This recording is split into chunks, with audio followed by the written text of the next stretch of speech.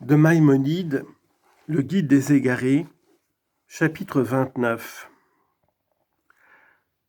Rasav Aïn Sadeh Bet est un homonyme qui désigne d'abord la douleur et la souffrance.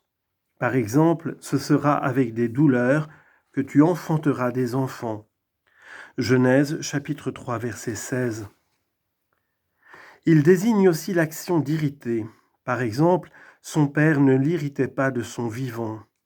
1 Roi 1,6. Car il était irrité à cause de David.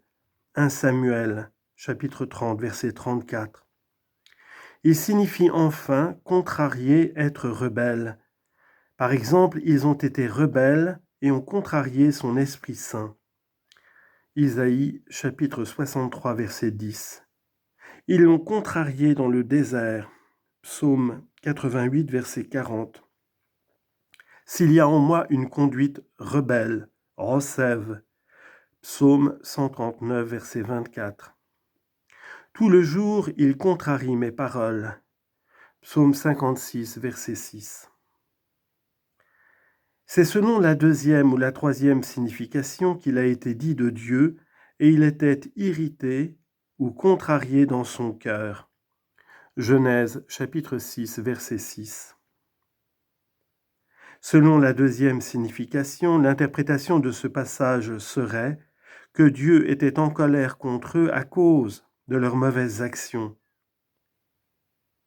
Quant au mot El Libbo dans son cœur, dont on se sert aussi dans l'histoire de Noé en disant « Et l'Éternel dit en son cœur » Genèse 8, 21, écoute quel en est le sens lorsqu'on dit en parlant de l'homme qu'il disait en son cœur « Il s'agit de quelque chose que l'homme ne prononce pas et qu'il ne dit pas à un autre, et de même toutes les fois qu'il s'agit de quelque chose que Dieu a voulu et qu'il n'a pas dit à un prophète au moment où l'acte s'accomplissait, conformément à la volonté divine, on s'exprime « Et l'Éternel dit en son cœur » par assimilation à la chose humaine, et selon cette règle continuelle que l'Écriture s'exprime selon le langage des hommes.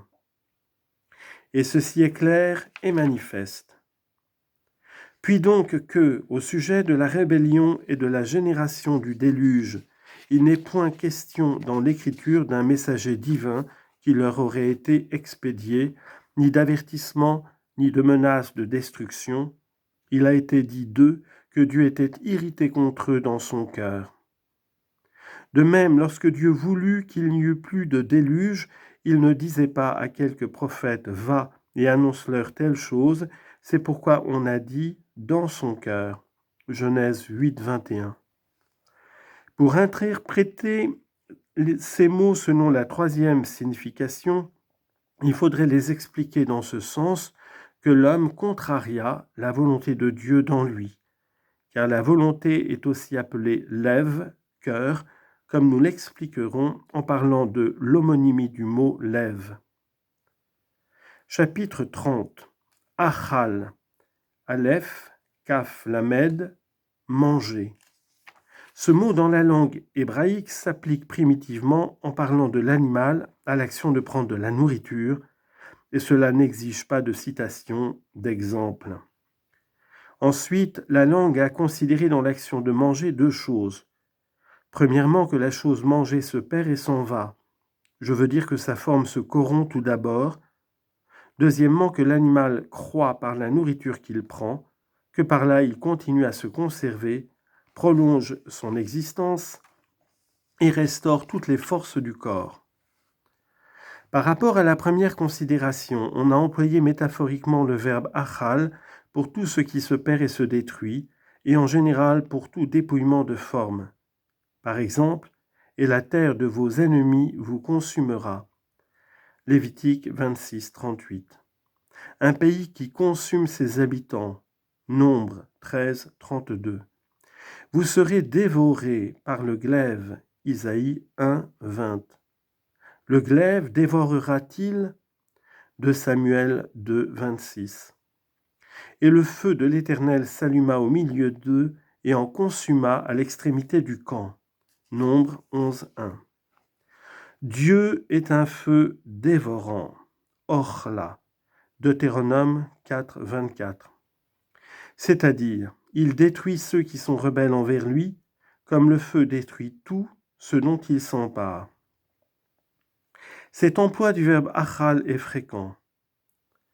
Par rapport à la deuxième considération, le verbe achal a été employé métaphoriquement pour désigner le savoir et l'instruction, et en général les perceptions intellectuelles par lesquelles la forme humaine continue à se conserver dans l'état le plus parfait, de même que par la nourriture, le corps reste dans son meilleur état. Par exemple, venez acheter et manger. Isaïe 55, 1. Écoutez-moi et vous mangerez ce qui est bon. Manger, achal, trop de miel n'est pas bon. Proverbe 25, 27. Mange le miel, mon fils, car il est bon, le miel pur et doux à ton palais, tel est pour ton âme la connaissance de la sagesse. Proverbe 24, versets 13 et 14. Cet usage est également fréquent dans les paroles des docteurs, je veux dire de désigner le savoir par le verbe manger. Par exemple, venez manger de la viande grasse chez Rabat. Ils disent ailleurs, toutes les fois qu'il est question dans ce livre de manger et de boire, on ne veut parler d'autre chose que de la science, ou selon quelques exemplaires de la loi.